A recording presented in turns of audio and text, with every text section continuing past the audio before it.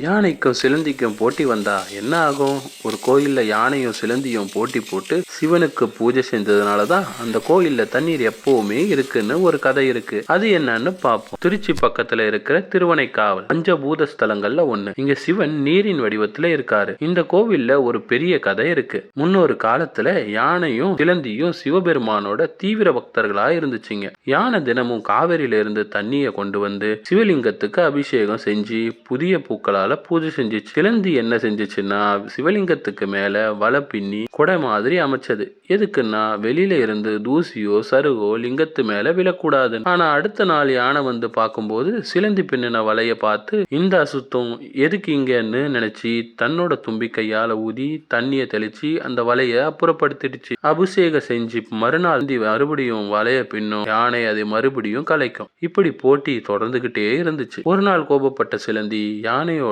தும்பிக்கைக்குள்ள புகுந்து கடிச்சு வலியால துடிச்ச யானை சிவலிங்கத்து மேல விழுந்து உயிரை விட்டுடுச்சு. யானை அடிச்சதுனால சிலந்தியும் இறந்துச்சு.